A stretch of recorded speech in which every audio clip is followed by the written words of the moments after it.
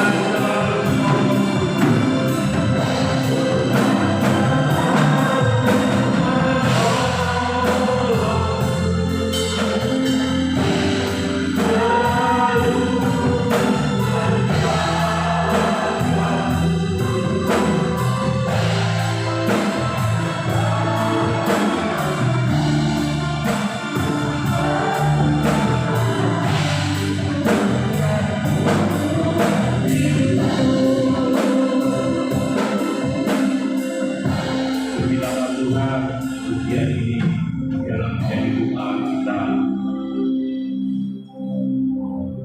Selama kita mengikut Tuhan, kita ingat pertolongan Tuhan. Kita menyanyi pujian, ku selalu memandang Tuhan, ku selalu memuji Dia.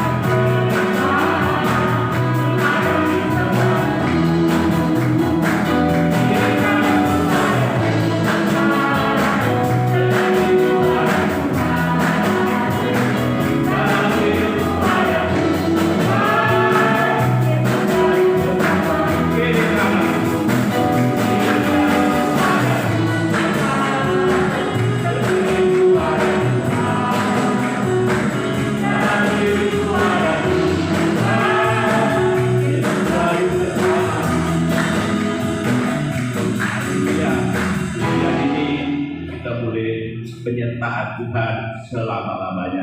Kita boleh imani di pujian ini ya, saudara, bahwa kanan kiri ada Tuhan, sekiri kita pun ada Tuhan ya. Silakan duduk saudara.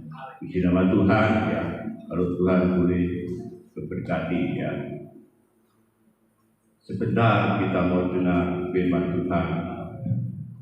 Biarlah dengan pujian penyembahan kita boleh siapkan hati kita untuk terima pujian daripada firman. Kita menyanyi, ku yakin saat kau berfirman, ku menang saat kau tidak.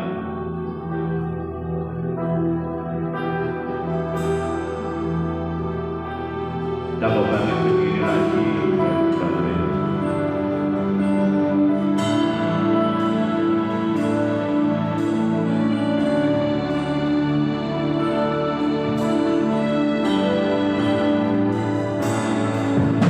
Yeah.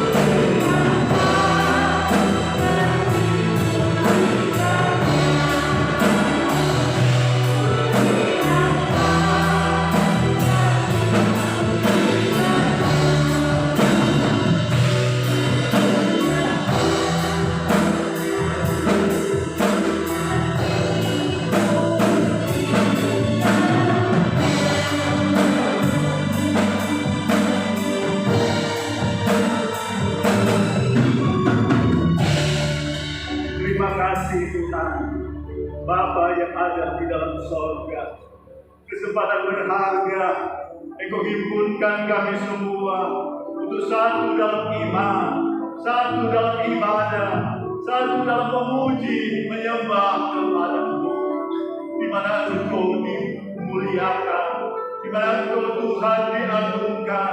Maka Engkau nyatakan hadirat-Mu, Engkau nyatakan Engkau Tuhan yang mempedulikan kami, Engkau Tuhan yang memperhatikan kami, Engkau Tuhan yang memimpin kami.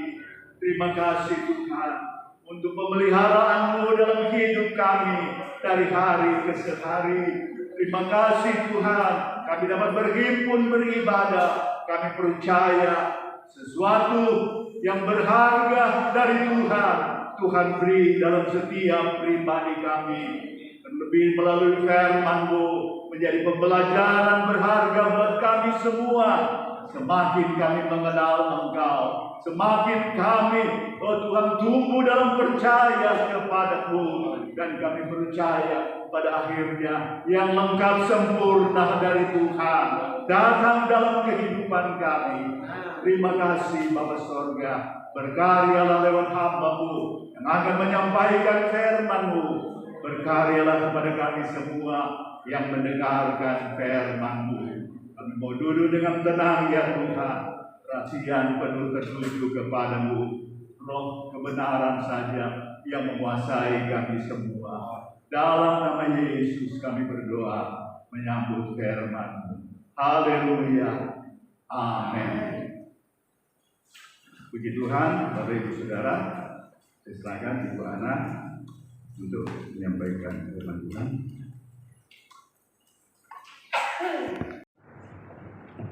Selamat pagi Bapak Ibu Saudara-saudari sekalian di nama Yesus. Selamat kita bertemu kembali dalam acara ibadah ya. Puji Tuhan, kita akan teruskan cuma mengingat kemarin kita mengadakan Paskah. Tuhan Yesus mati, tapi Dia bangkit. Untuk mengingat kembali, saya coba mendengar firman itu.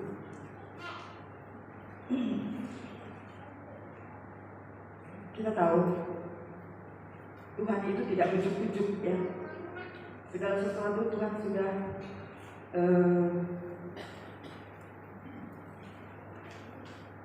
beritahu jauh-jauh hari ya. Seperti juga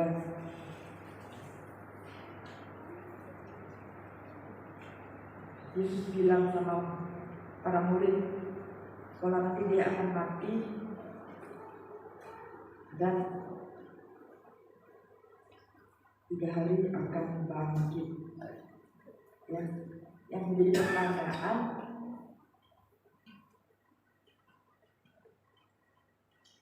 berapa kali Yesus memberitahukan hal itu kepada para murid? Ya, dan kenapa Yesus harus memberitahu kepada para murid seperti itu? Kalau saya periksa di empat Injil, kita mulai dari Injil Matius dulu ya. Coba kita buka dulu Injil Matius. Ternyata Tuhan beritahu tidak 1 kali, 2 kali. Yesus memberitahunya 4 kali, saudara. Cuman hanya di kitab Yohanes cuma 1 kali, tapi di lain kitab itu Yesus memberitahukan berkali-kali sampai 4 kali. Kita coba mulai dulu dari Injil Matius ya mungkin.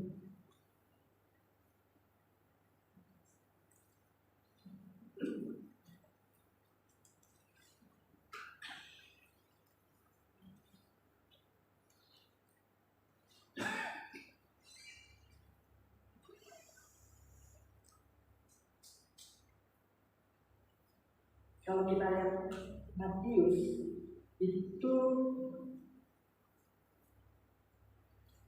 di dalam Matius pasal 16, kita nggak usah berdiri ya, kita duduk saja karena cukup panjang ya. Matius 16 ayat 21 sampai ayat 28, ya saya nggak baca semua itu, ini cuma baru gambarannya secara garis besar. Itu dibilang Matius 16 ayat 21, pemberitahuan pertama tentang penderitaan Yesus dan syarat-syarat mengikut Dia. Ya, beberapa waktu lalu Bapak Mak sudah pernah bicara, ya. Tapi saya nggak bicara itu dulu. Cuman ini pemberitahuan pertama tentang penderitaan Yesus dan syarat-syarat mengikut Dia. Itu di dalam Matius 16 ayat 21. Itu satu. Lalu kita maju Matius 17. Di situ di dalam ayat 22 dikatakan pemberitahuan kedua tentang penderitaan Yesus. Sekali Yesus sudah omong, kedua kali dia ngomong lagi. Dan Matius 17 ayat 22 katakan, pada waktu Yesus dan murid-muridnya bersama-sama di Galilea, ia berkata kepada mereka, Anak Manusia akan diserahkan ke dalam tangan manusia, dan mereka akan membunuh Dia, dan pada hari ketiga Ia akan dibangkitkan. Maka hati murid-muridnya pun sedih sekali. Pemberitahuan kedua, ya. Terus kita maju.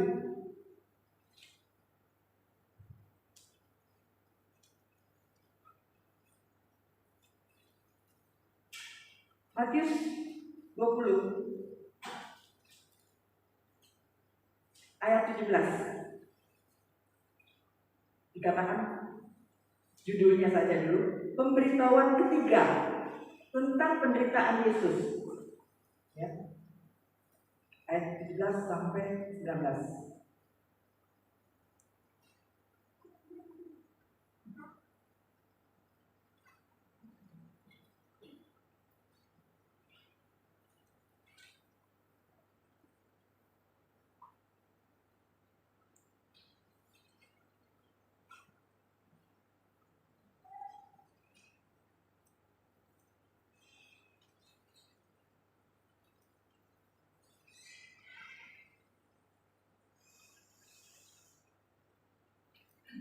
Ada keempat tadi.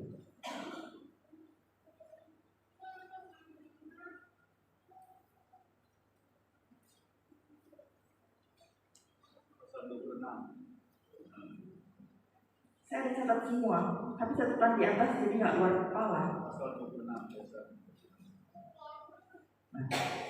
Matius pasal 26 ayat 1 sampai 4. Itu dikatakan judulnya pemberitahuan keempat tentang penderitaan Yesus dan rencana untuk membunuh Yesus. Kalau saudara lihat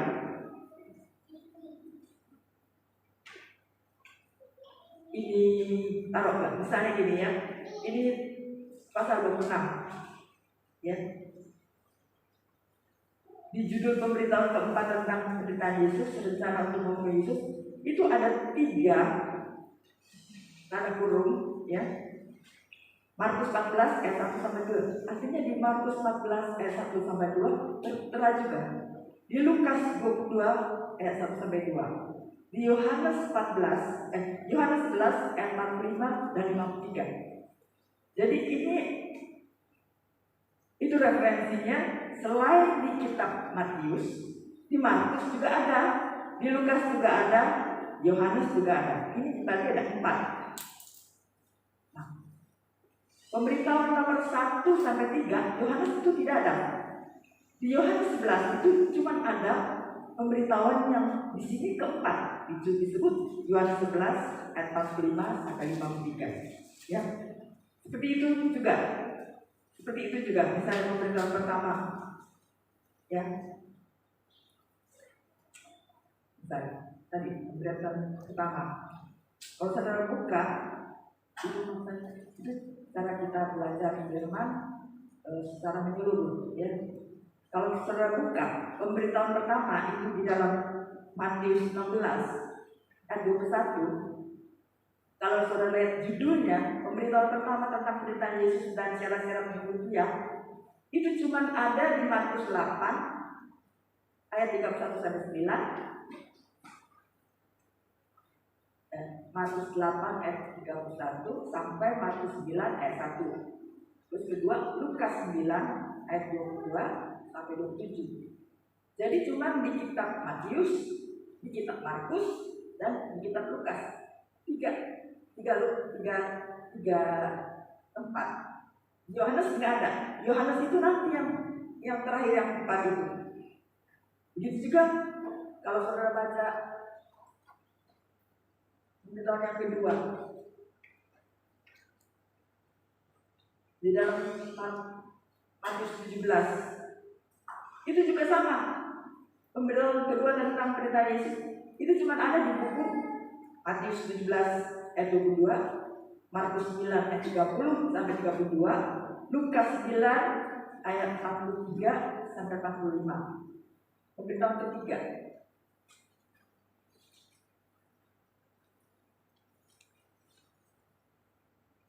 Pemberitahuan ketiga Matius 20 ayat 17 sampai 19 sama.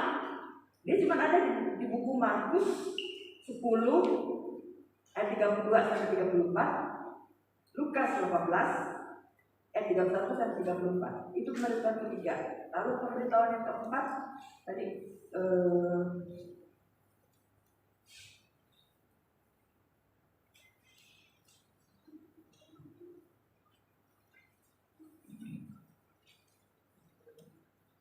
Matius 26 itu, Markus 14 ayat 1 sampai 2, Lukas 22 ayat 1 sampai 2, 24. Barulah ada Yohanes 11 ayat 45 sampai 53. Di sini ada 4 tempat. Jadi Yohanes itu cuma ada satu.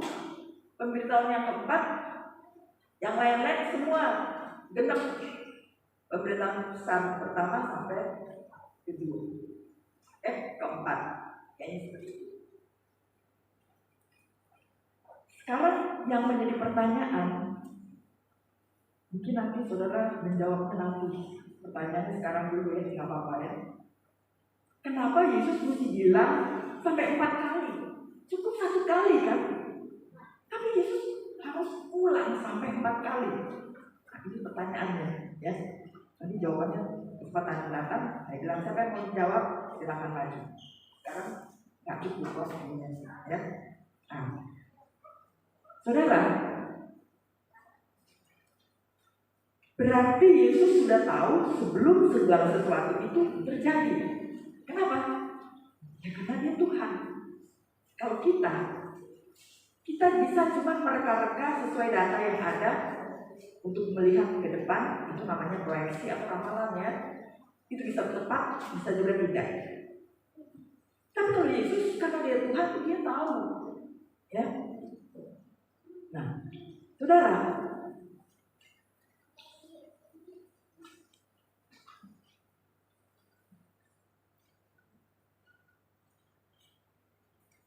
saudara tahu Yesus itu seperti apa?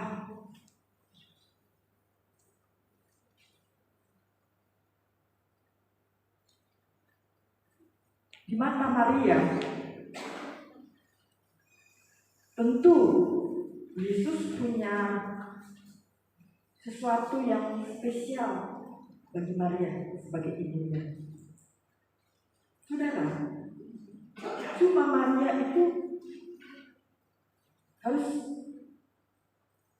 mengatakan sesuatu waktu malaikat datang memberitahu bahwa dia akan mengandung dan melahirkan, dan anak itu tidaklah dikatakan dia Yesus.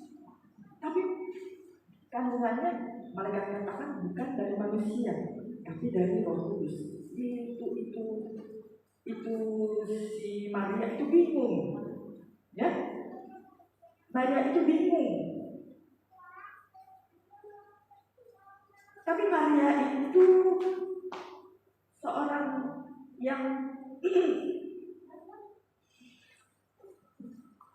yang mengatakan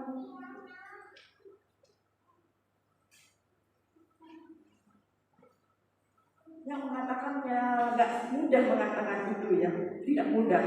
Yaitu di dalam Lukas 1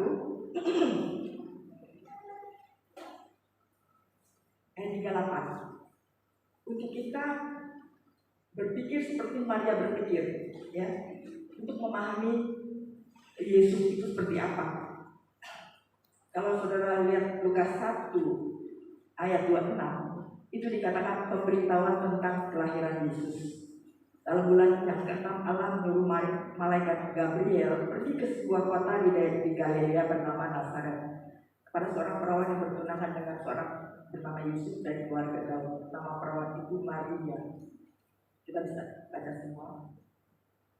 Tapi Maria bingung, bagaimana kami bisa melahirkan? Ayat 34, kata Maria kepada malaikat itu, bagaimana hal itu mungkin terjadi karena aku belum bersuami. Jawab malaikat itu kepadanya, Roh Kudus akan turun atasmu dan kuasa Allah yang Maha Tinggi akan menaungi engkau. Sebab itu anak yang akan kau lahirkan itu akan disebut kudus, anak Allah. Itu ya. Kita lompat ayat 38. Ayat 37 dikatakan gini, sebab bagi Allah tidak ada yang mustahil. Ini dia. Kata Maria, sesungguhnya aku ini adalah hamba Tuhan. Jadilah padaku menurut perkataanmu itu. Lalu malaikat itu meninggalkan dia.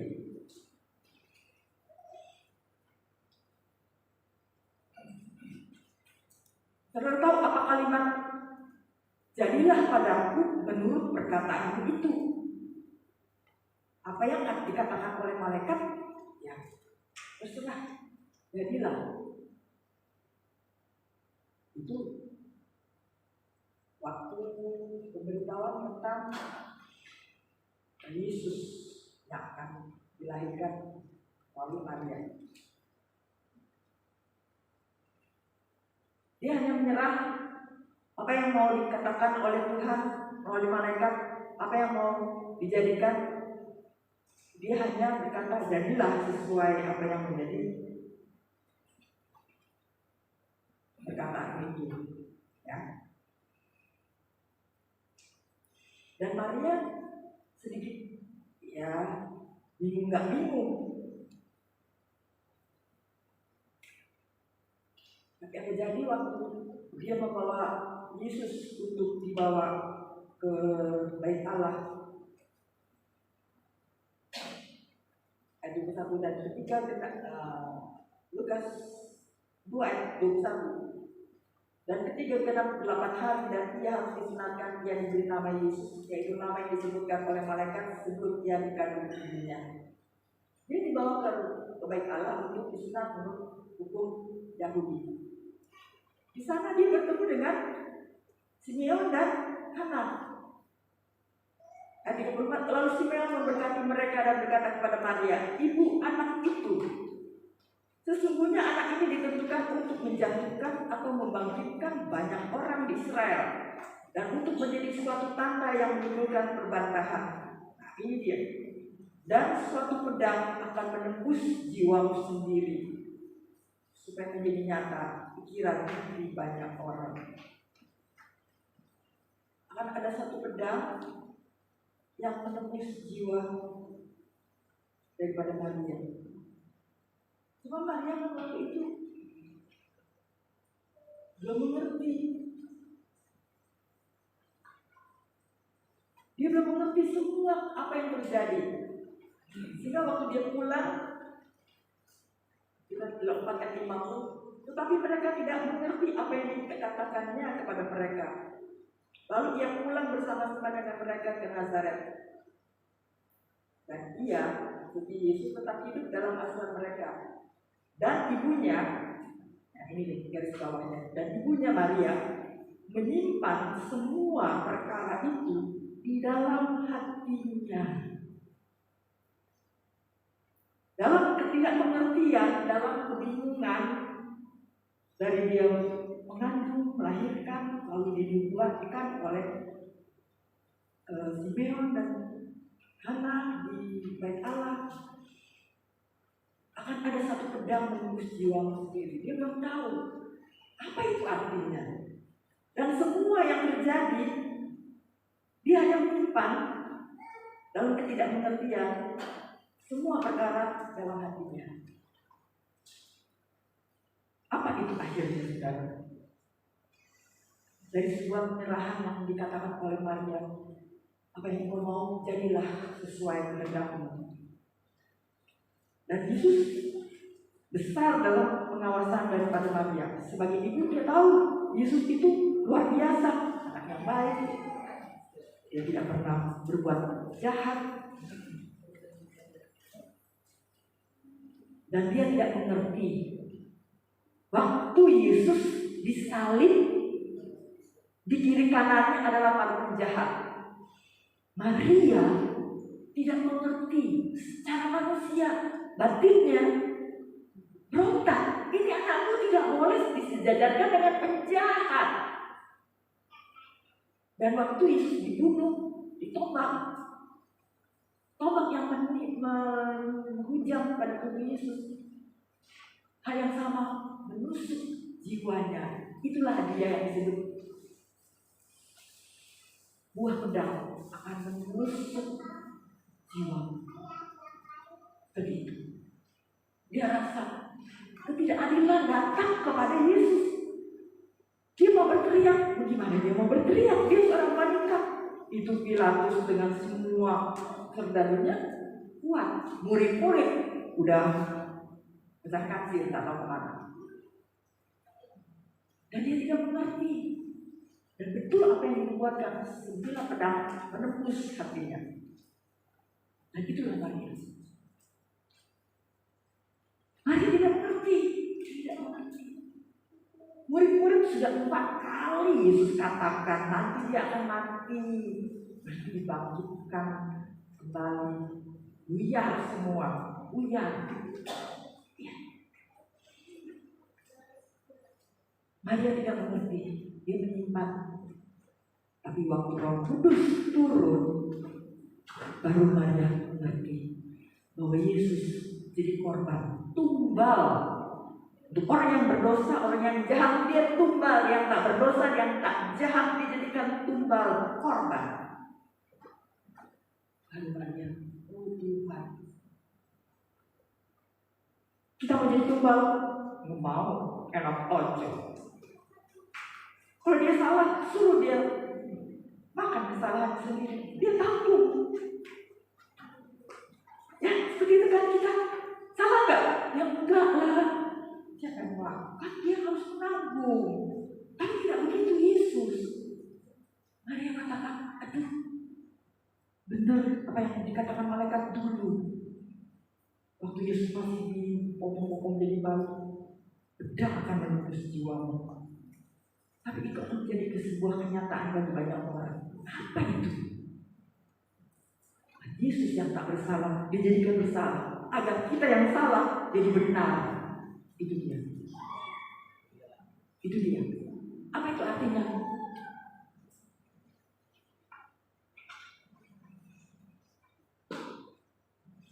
Dulu saya suka bilang sama Sareta waktu saya Sareta, berdoa dong minta ampun pada Tuhan untuk jemaat. Saya tidak tahu Sareta ngerti atau tidak kalimat itu. Padahal dia kan udah sekolah Alkitab, kelas 1 ke kelas 2, udah praktek di beberapa banyak tempat. Saya lama-lama, nggak masuk. Saya punya usulan tuh nggak masuk. Lama-lama saya mulai berpikir, iya juga Tuhan.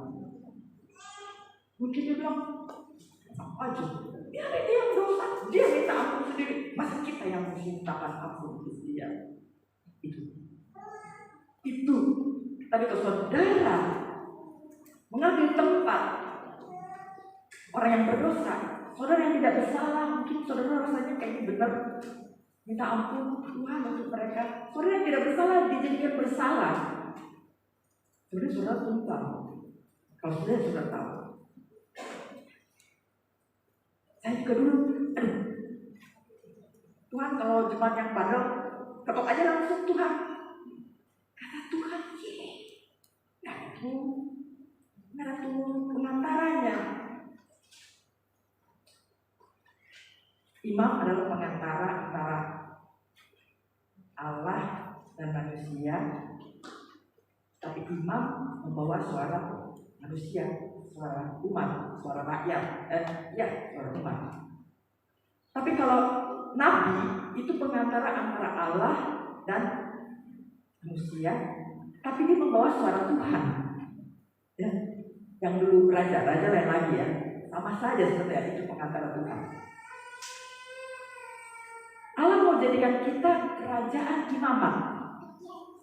Tapi banyak kali kita entah kita ngerti atau mungkin juga nggak ngerti atau kemanusiaan kita, orang yang salah kok kita yang minta ampun, seperti itu. Jadi saya mau marahin juga, ya sudah Tuhan, kalau belum mengerti nanti Roh Kudus beritahu. Begitu juga hal yang sama pada jemaat. Saya tidak tutup, cuma Tuhan Roh Kudus mulai yang tahu jadikan jemaat itu dewasa Tuhan. Saya pernah bawa di khotbah ya.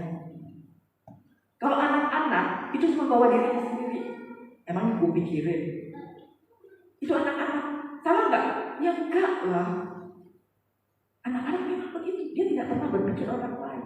Kan kalau sudah dewasa, sedikit sudah dewasa, dia sudah memikirkan ayahnya, ibunya, adiknya, kakaknya. Begitu juga kita kalau secara rohani, masa saudara terus-terusan kanak-kanak ya jelas harus tidak. Saudara dikasih makan makanan rohani terus, saudara akhirnya Roh Kudus akan memberitahu saudara.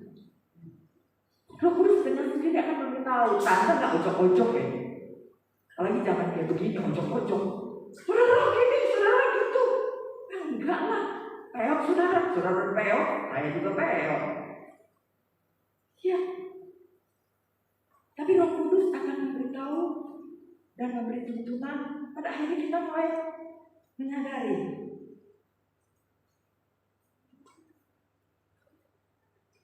Ya, seperti itu. Saudara, itulah Yesus. Sehingga dia dijadikan, kalau bahasa yang lain dikatakan dia jadi korban. Ya, untuk kita semua agar kita menjadi benar dan kudus. Pada akhirnya kita akan dibentuk untuk menjadi imam. Itulah sehingga dikatakan kita adalah kerajaan imamat yang berkerajaan.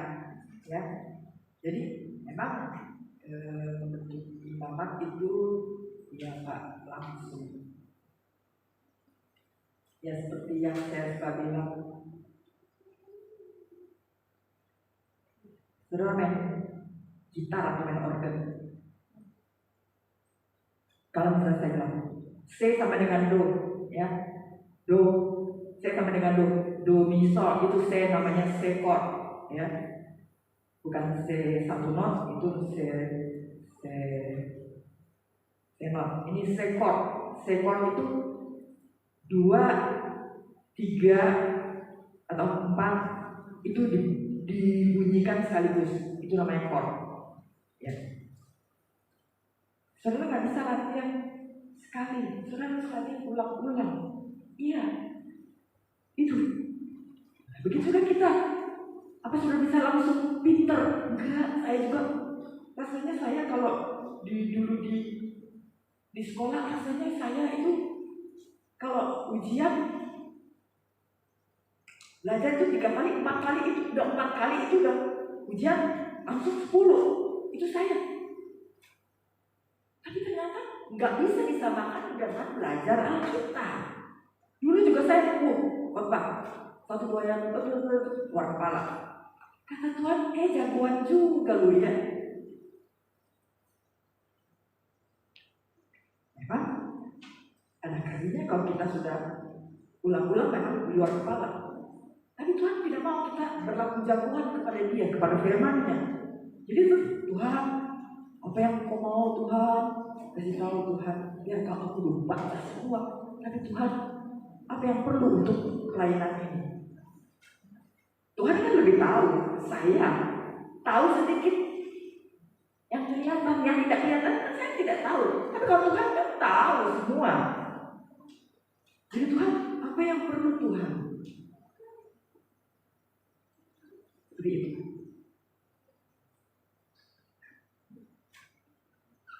Saya lagi pikir, Tuhan gimana ini ya menyelesaikan.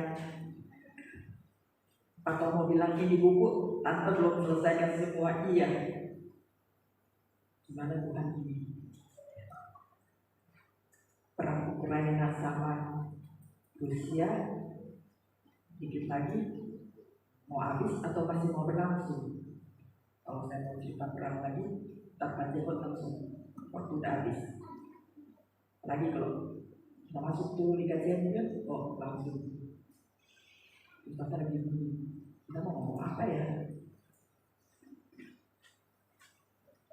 Begitu juga main bola, saudara. Gak bisa. Kita harus sekolah dulu, ya. Sekolah dulu, terus langsung latihan, bermain. Mungkin dari klub-klub yang di bawah, lama-lama naik. Lalu. Tapi begitu saudara sampai pada titik, saudara bikin gol aja, dalam cukup 1 tahun, itu nama pemain itu tenar. Nama pemain itu tenar, nggak perlu lagi dijelaskan. Misalnya, sosok siapa, nggak usah lagi dijelaskan. Begitu orangnya lihat, nggak perlu penjelasan, kita akan tahu. Oh, ini si Anu ini dari klub ini. Seperti itu. Begitu juga dalam kita belajar Alkitab, yang nggak selalu langsung kita bisa. Ada banyak salah, ya. Ada banyak salah, iya dong. Kita kan kalau main musik itu emang langsung bisa. Kan kadang-kadang salah juga. Terus langsung dimarahin, ya enggak lah. Kita ulang lagi, pada akhirnya lulus. Seperti itu. Seperti itu. Jadi memang padahal kita udah kesel ya.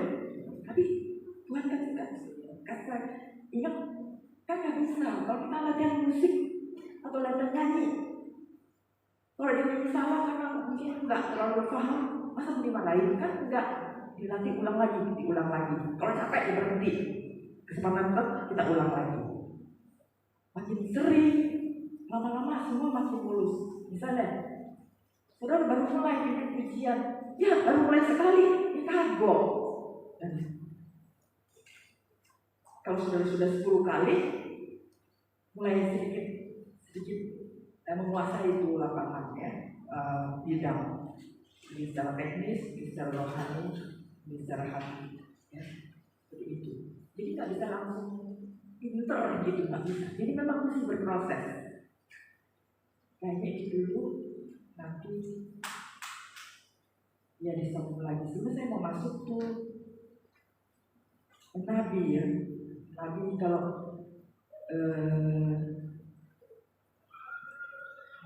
yang nyanyi di pinggir sungai Efrat dan Tigris itu nabinya, ya nantilah.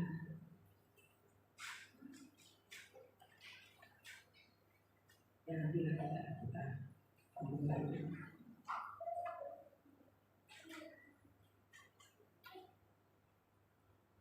Balik.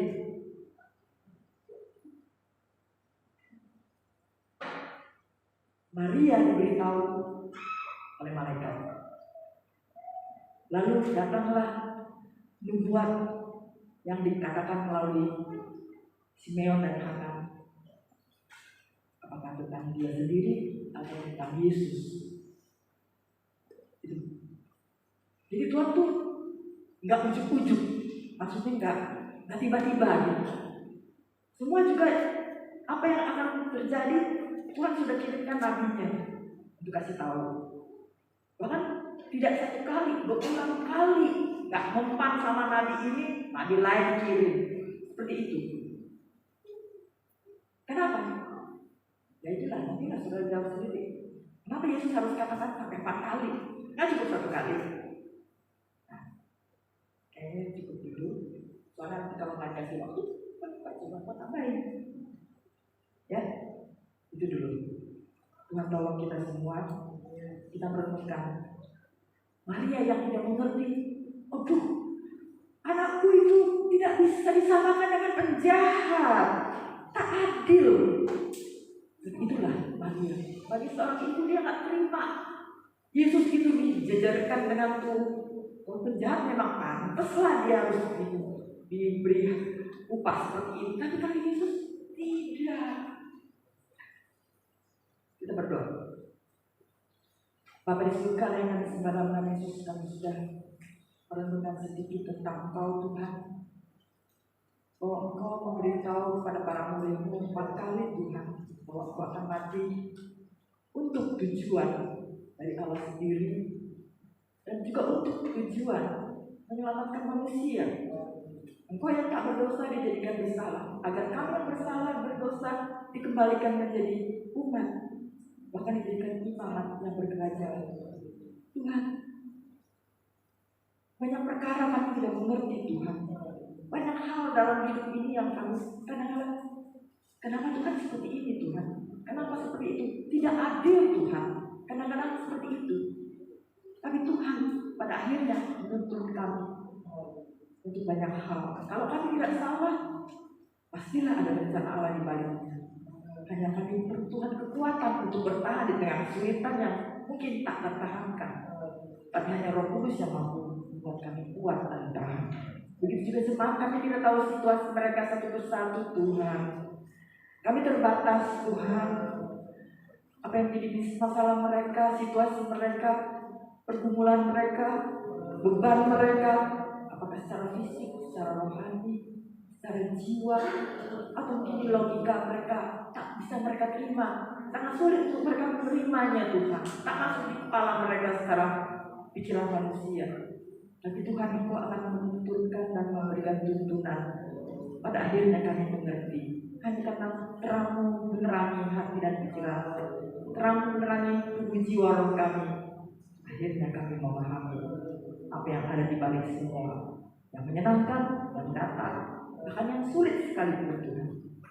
Meteraikan firman dalam berkat nama Yesus. Haleluya. Amin. Jika saya kembalikan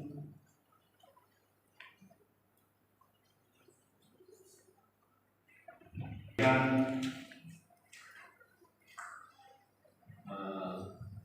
4 kali tentang kematian dan kebangkitannya. Ya, puji Tuhan. Ibu Ana tadi, Ibu Ana sebenarnya duduk di depan. Selesai khotbah duduk di depan.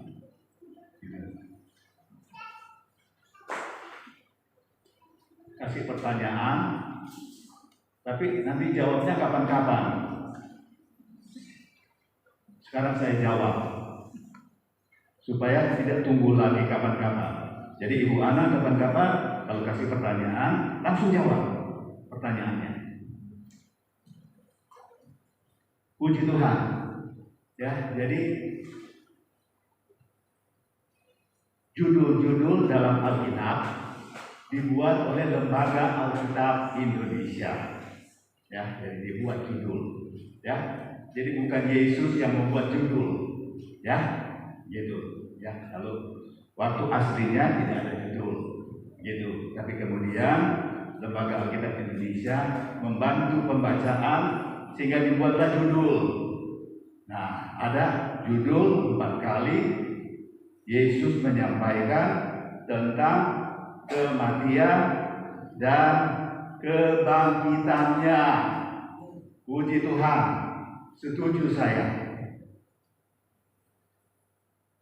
Tapi dalam ayat-ayat yang lain Yesus juga bicara, walaupun tidak disebut sebagai kematian dan kebangkitan.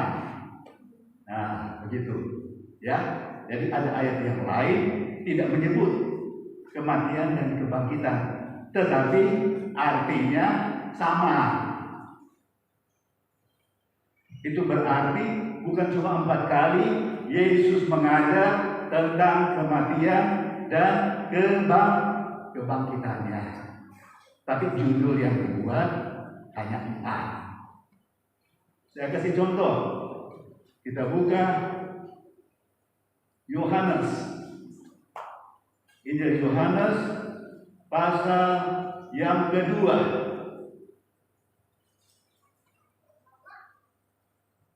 Injil Yohanes pasal 2.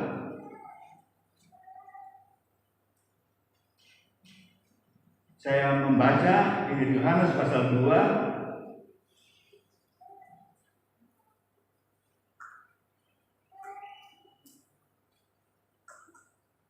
ayatnya yang ke-19 mulai. Injil Yohanes pasal 2 ayat 19. Jawab Yesus kepada mereka, "Rombak bait Allah ini, dan dalam 3 hari aku akan mendirikannya kembali." Nah, jadi bait Allah waktu Yesus ada dibangun itu 46 tahun lamanya. Tetapi kemudian Yesus berkata, dalam 3 hari bisa aku bangun itu bait Allah.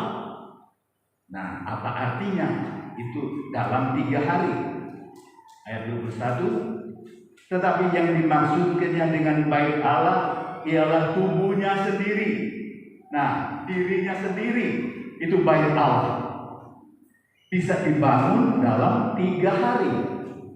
Oke? Ayat 22. Kemudian sesudah ia bangkit dari antara orang mati, barulah teringat oleh murid-muridnya. Jadi setelah Yesus bangkit, artinya Yesus mati dulu, Yesus dikuburkan. Kemudian setelah dia bangkit, Yesus bangkit dari kematian, apa yang terjadi?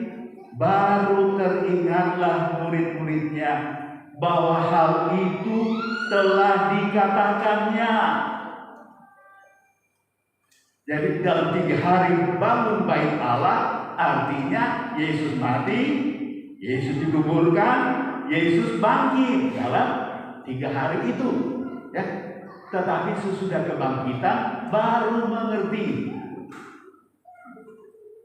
Dikatakan tadi 4 kali, ya, saya tambahkan lebih dari itu, ya. Itu misalnya contohnya pasal 2 ini, bahwa Yesus, ya, berulang kali menyampaikan bahwa dia harus mati dan bangkit dari antara orang mati.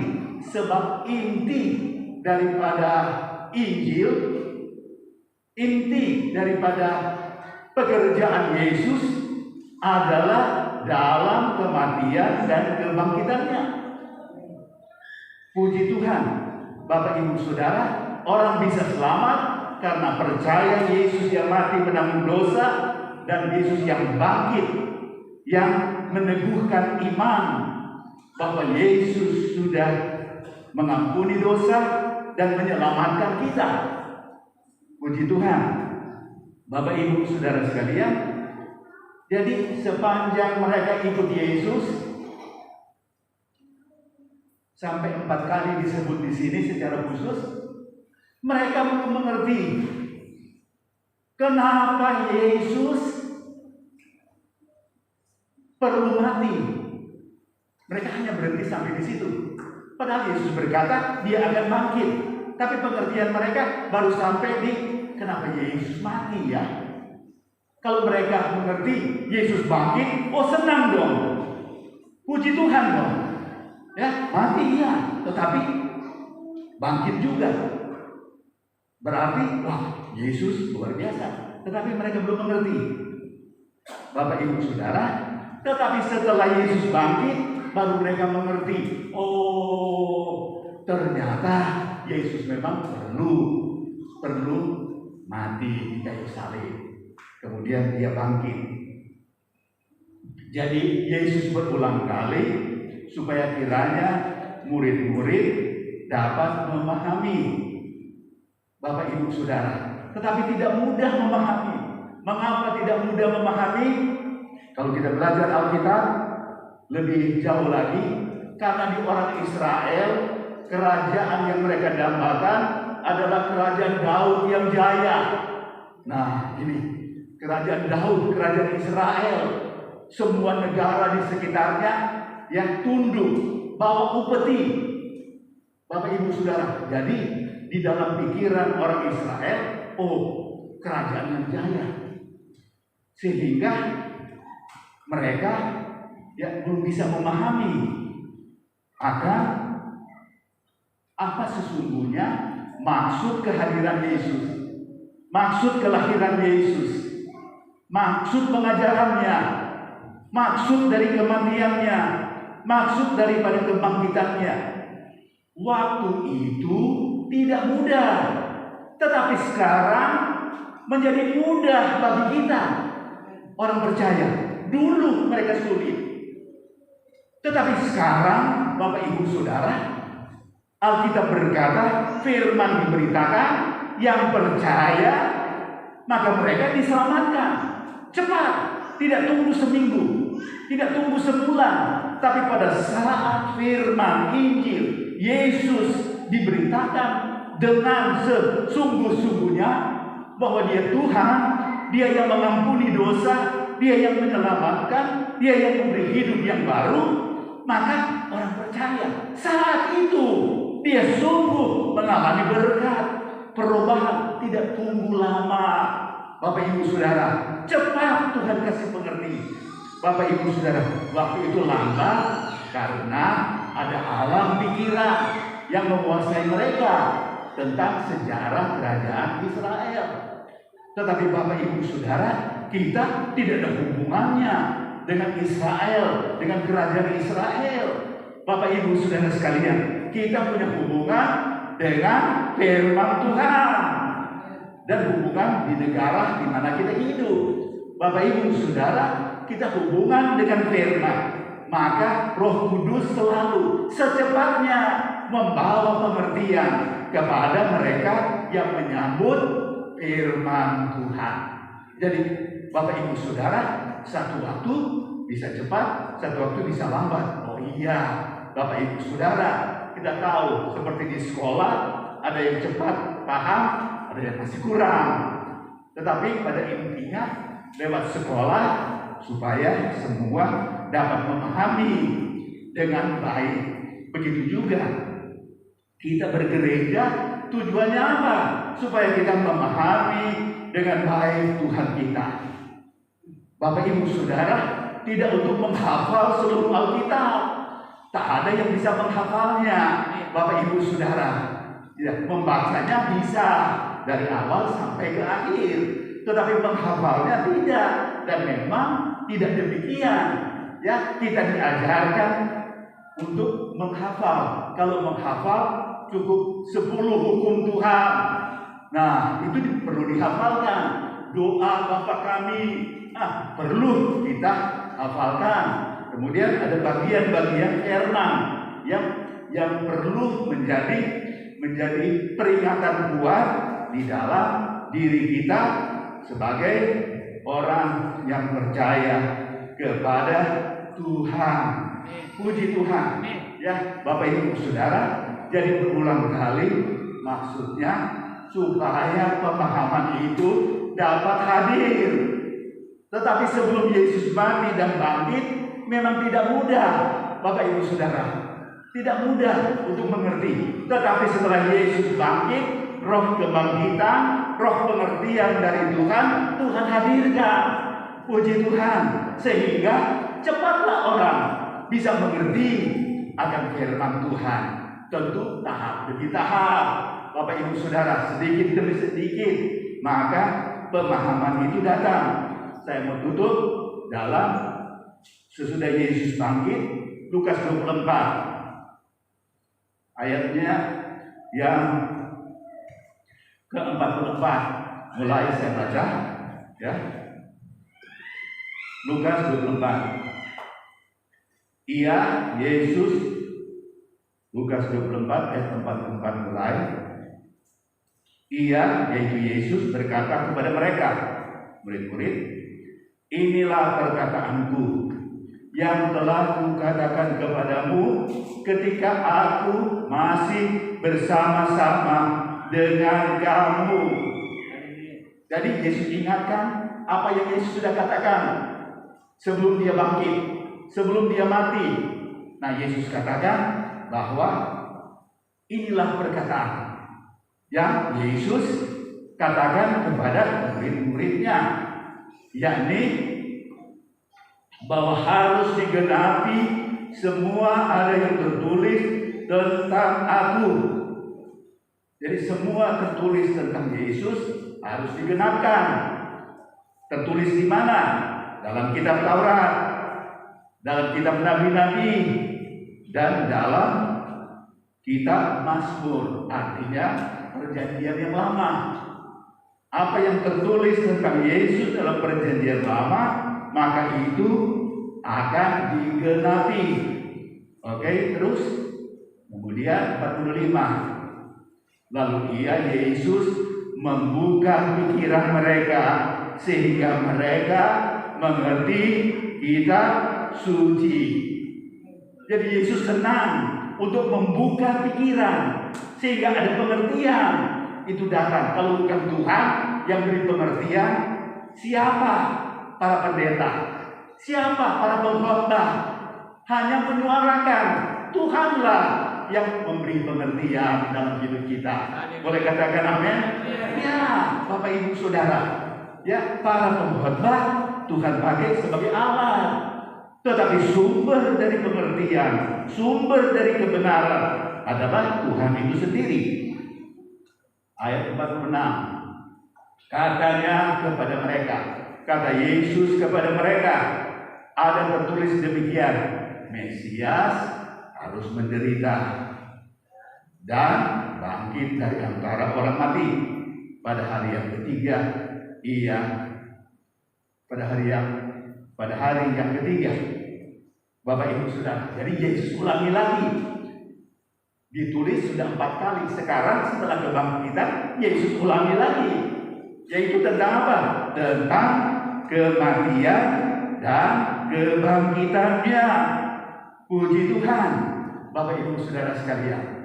Ya, kematian kebangkitannya, ayat yang ke-47 berkata, dan lagi dalam namanya berita tentang pertobatan dan pengampunan dosa harus disampaikan kepada segala bangsa mulai dari Yerusalem. Jadi kematian kebangkitan membuat gereja orang percaya harus beritakan pertobatan dan pengampunan dosa. Jadi lewat kematian kebangkitan, maka berita tentang pertobatan atau berita tentang keselamatan dan berita tentang pengampunan dosa perlu disampaikan. Puji Tuhan, Bapak Ibu Saudara sekalian. Jadi kita bersyukur kepada Tuhan. Tuhan sampaikan, Yesus sendiri sampaikan firman-Nya. Maka Bapak Ibu Saudara, ya ternyata murid-murid belum cepat mengerti. Tapi puji Tuhan, pada waktunya maka Yesus memberi itu pengertian kepada mereka. Suatu waktu masih banyak pertanyaan kita tentang Alkitab, tapi saya percaya pada waktunya Yesus Tuhan beri pengertian kepada kita. Amin. Sehingga pengertian kita akan firman Tuhan makin bertambah-tambah. Puji Tuhan. Bapak Ibu Saudara sekalian, puji Tuhan. Haleluya. Saya percaya itu, Bapak Ibu Saudara. Kalau saya bersaksi sedikit, kalau kita dengar di YouTube, ada orang baru bertobat, kok dia cepat sekali bisa beritakan firman Tuhan. Terus dia baca ayat, kok pengertiannya bagus juga. Nah, ini.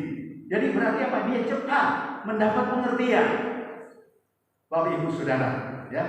Nah, itu contoh sedikit, ya. Bapak Ibu Saudara sekalian, jadi bukan soal lamanya kita ikut Tuhan, bukan soal waktu sedikit kita ikut Tuhan.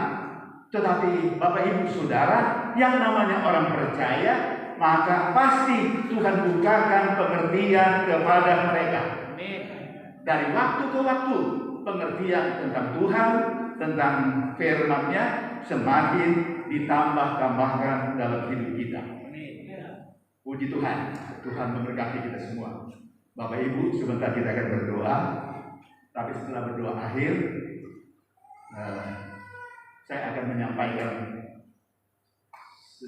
sedikit hal yang perlu saya sampaikan kepada kita semua. Tapi tutup dalam ibadah dulu. Puji Tuhan, mari kita berdiri bersama-sama.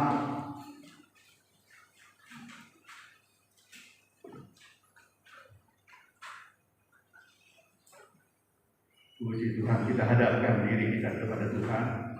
Haleluya, puji Tuhan. Haleluya, haleluya. Katakan Yesus terbesar. Katakan Dia cintaku. Oh haleluya. Kita mau terus mengagungkan Yesus Tuhan yang maha tidak bangkit, agar umat manusia diampuni, agar manusia diselamatkan, agar manusia diberi iman, agar manusia diberi hidup yang baru, agar manusia tumbuh dalam iman, dalam pengenalan akan Tuhan.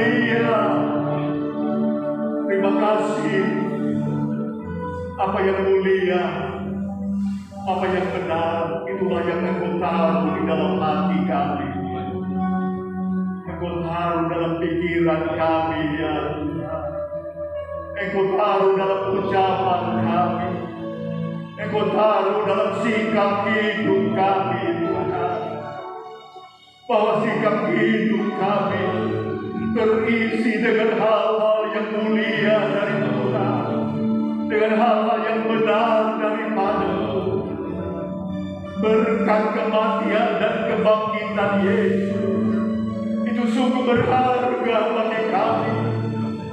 Engkau mengubah hidup manusia dari hidup yang lama menjadi hidup yang baru, dari tidak beriman menjadi beriman, dari tidak kenal Engkau menjadi mengenal Engkau. Terima kasih Tuhan, pengenalan akan Engkau hidup percaya itu datang daripada-Mu. Engkau yang beri itu kepada kami. Terima kasih Tuhan. Kami percaya keajaiban Tuhan, pengertian Tuhan yang ajaib, itulah yang datang pada tiap pribadi kami. Sehingga kami ditambah-tambahkan iman, kami ditambah-tambahkan pengertian akan kebenaran daripada firman-Mu. Dan Tuhan, tolong kami, mampukan kami berpegang pada firman-Mu, mampukan kami menjalani hidup bersesuaian dengan firman-Mu. Pimpin kami Tuhan, sehingga bukan sejauh kehendak diri sendiri, tapi kehendak-Mu ya Tuhan, itulah yang ada di hati kami untuk hidup mempermuliakan Tuhan, menurut kepada-Mu. Terima kasih banyak Bapa. Sebentar umat membawa persembahan, mari Tuhan Engkau terima. Kami persembahkan untuk hormat nama-Mu. Engkau balas memberkatinya. Mohon lawatan Tuhan untuk jemaat yang tidak hadir, supaya mereka juga ingat kepada-Mu. Engkau Tuhan yang baik, yang mengasihi kepada mereka. Mohon kebaikan Tuhan juga untuk semua gereja, semua pelayanan bagi nama Tuhan Yesus. Mohon berkat Tuhan untuk pemerintah, untuk seluruh rakyat Indonesia. Terima kasih Bapa. Kami hadapkan tiap pribadi, tiap keluarga dari jemaat ya Tuhan. Orang tua, orang muda sampai anak-anak yang kecil. Engkau tahu kebutuhan kami, Engkau tahu permasalahan kami. Kami percaya ada pertolongan Tuhan Yesus dalam tiap pribadi, dalam tiap keluarga. Kami beriman Tuhan beri jalan keluar. Oh Tuhan, dalam hidup pribadi, hidup keluarga, dalam pekerjaan, dalam sekolah, dan dalam semua kegiatan kami. Kami percaya pimpinan Tuhan itulah yang terindah dalam hidup kami. Kami hidup, oh Tuhan, dalam percaya kepada-Mu. Terima kasih Bapa. Kami mau mengakhiri pertemuan ibadah kami. Kami percaya uluran tangan-Mu yang penuh kuasa, yang penuh kasih, penuh kebaikan. Kami terima dengan iman dalam hidup kami sehari-hari. Kami arahkan hidup kami kepada-Mu. Sekali percaya, tetap percaya kepada-Mu dalam segala situasi dari hidup ini. Terimalah anugerah, berkat, pertolongan Allah Bapa dalam sorga, cinta kasih dalam persekutuan dengan Yesus, kekuatan, hikmat, kebijaksanaan oleh Roh Kudus dalam setiap pribadi kami. Kami akhiri Bapa pertemuan ibadah, kami syukur dan sukacita dalam nama Tuhan kami Yesus Kristus. Haleluya.